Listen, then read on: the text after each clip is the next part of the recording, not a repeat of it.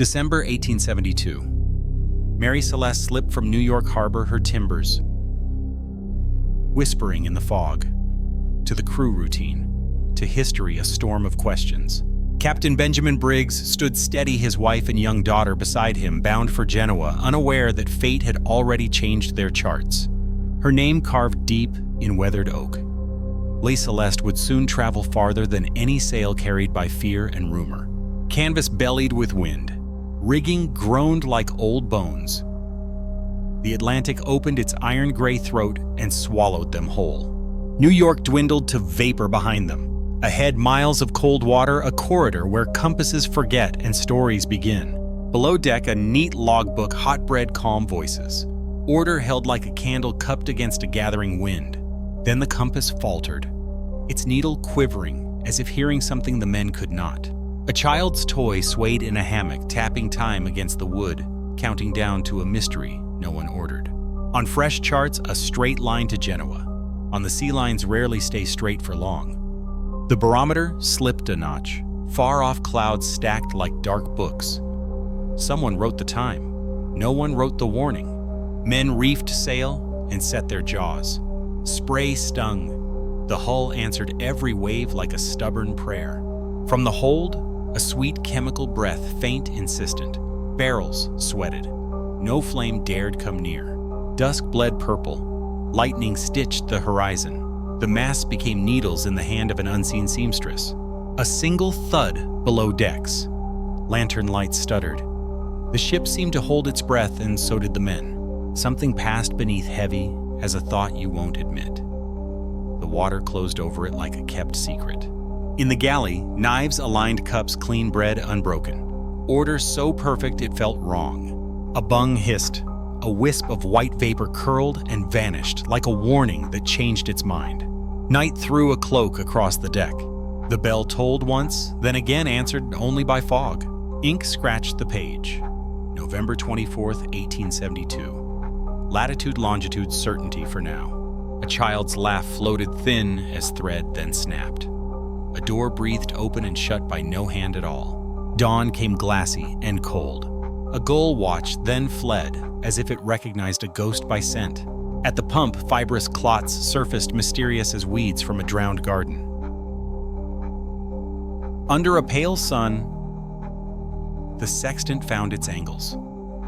The horizon wavered, as if the world were reconsidering. Far off, a waterspout spun like a lifted column of sea nature's finger, drawing circles around them. The galley clock ticked wrong, skipping beats like a frightened heart. Time itself seemed seasick. Last clear entry, November 25th, 8 a.m. Coordinates steady. The handwriting calm, the sea less so. Then the wind died. Sails flapped like lungs losing air. Every sound sharpened into a blade. In the hold, a film of water mirrored lantern light, bending faces into strangers. A coil of rope unwound itself inch by inch, gravity, vibration, or something with patience. On deck, low voices weighed choices.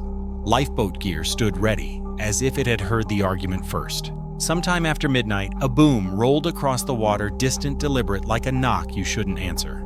From the barrel's pale breath again, men covered their mouths, and the lanterns dimmed in sympathy. The ship listed. A violin case fell open. Its strings thrummed, once unplayed, like a nerve exposed. Someone whispered spirits, meaning drink, meaning ghosts. Either way, the word fit too well. Fog wrapped the brig in cotton. Footsteps echoed with a strange delay, as if the ship were farther away from itself. A little bonnet stirred on a peg, lifting to no breeze at all, like a wave from the other side. The barometer quivered, then held needle stubborn as a secret. No storm yet, no comfort. Below, murmurs, like prayer, drifted from the dark. A man descended. The silence climbed up to meet him. Handprints bloomed in condensation, warm, human, then faded, as if the ship changed its mind about remembering. Bioluminescence scribbled in the wake, glowing letters no one could read. The sea was writing. The men refused to learn. Small things added up, a frayed line, a loosened pin, a breath held too long. The sum felt dangerous. A hatch slammed itself shut. Echoes paced the corridor, counting empty rooms. In the log's margin, a waterspout sketched. The ink blot became an eye that wouldn't blink. a sweet chemical flood of air. Men coughed. For a moment, the world bent at the edges. Night of decision. The captain paced. Rain spoke in whispers. The lifeboat listened. Days later, only open water answered back. Somewhere, a ship had chosen silence over struggle. On the horizon, Dei Gratia sighted a vagrant brig, sail's ragged course unsure like a question drifting. They hailed. No answer. Only the halyards tapped the mast like nervous fingers on a table. A boarding party gathered faces, tight ropes ready. Men fear many things. Empty ships topped the list. Boots hit the deck. The prints were fresh enough to argue, and yet no one stood to argue back. They followed salt-dusted footprints into silence that felt practiced like a room holding its breath. The helm swung a hair unattended. An old horse, still answering a road no rider could see. In the galley, tins sealed flour, dry kettle cold, abundance without appetite. Cabins kept their habits close folded, a pipe set aside, a needle waiting mid-stitch. The logbook waited polite as a clerk. Last words, November 25th, 8 a.m. Then the pen went missing like everyone else. In the hold, shallow water rocked. Barrels stood fast. The air tasted faintly of danger. One pump lay open, valves exposed like ribs. The ship had been trying to tell them something. Only one lifeboat gone. Davits showed clean arcs. Someone left carefully in a hurry. In the captain's cabin, a Bible, folded spectacles, a child's slate with chalk ghosts. A frayed line trailed astern into green gloom as if hope itself had been towed and cut.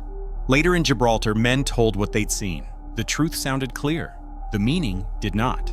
In court, Captain Morehouse testified, calm voice, careful words. Empty decks echoed behind every sentence. No struggle, provisions abundant, boat missing. Facts lined up like markers on a grave no one could find. On maps, red dots traced her last position. At sea, currents drew their own conclusions. Newspapers feasted, ghost ship crew vanished. When facts run thin, headlines grow fat. Dei Gratia's men steered the orphan brig toward land. Courage is quieter than rumor. Experts peered at a wounded compass. The needle told a story of damage, not direction. A pump's leather was chewed, thin, its intake clogged, mechanics of misfortune, not malice. Whispers circled, mutiny, pirates, fraud. Shadows love a crowded room. Judgment fell, no foul play proven. Salvage awarded. The law closed its book. The sea kept hers open. One theory trembled the hull, a seaquake, shifting cargo, rattling nerves, inviting fear aboard. Another spun from sky to sea, a waterspouts vacuum, tearing scents from air and men alike. Or vapors, from the cargo suite, explosive, invisible, persuading a cautious captain to step off just for a moment. A lifeboat towed astern, a squall snaps the line. Decisions age badly in seconds. Others swear by a rogue wave, one breath of ocean that takes everything it can reach. Back on deck, the facts stood, patient, food, water order, an absence arranged with care. No blood, no blade marks, just wood and iron saying something happened, and it left politely. Sun through dust made a quiet cathedral. Even silence has architecture on board a ghost ship. Under a bunk, a child's shoe waited where no child would. Objects keep better time than hearts. Moonlight climbed the rigging. The ship answered with a single high note, part wind, part memory. Text over the galley. No struggle, plenty of food. Boat gone. Evidence that proves and refuses in the same breath. Picture this. The careful captain moving his family to a boat, planning to return. Plans are fragile at sea. A gust, a jerk. A splintered cleat, 3 small words spelling exile. From the sky, 2 specks on still water, then 1, then none that anyone could swear to. Back in court, a quill scratched acceptance. Paper loves closure more than truth does. Public imagination took the helm, planchettes, spirit photos, tabloids. When answers won't arrive, we manufacture messengers. Some nights, divers dream the ship below, timbers glowing green, impossible and patient. Listen, creaks. A lullaby, a distant boom. The ocean speaks best when it doesn't use words. The logbook closes again on the same date as if time refuses to move past the last certainty. A gull rides the wheel for a moment, then leaves it turning captain for a second witness forever. Drawings map the brig's bones pump hold davits, every part explained except the part that matters. A frayed ribbon in the log trails like a nerve. Touch it, and the whole story flinches. Rain harps on the rigging, thin, relentless, turning weather into music, and music into warning. A flapping sail casts a man-shaped shadow. Fear names it quickly. Reason takes longer to arrive. On Dei Gratia, sailors watch the towed ghost. Mystery spreads like cold through wet wool. Azores rose faint in haze, marking where facts end and theories begin like shoals. Lay out the suspect's seaquake, EU waterspout vapors error. None confesses. All could.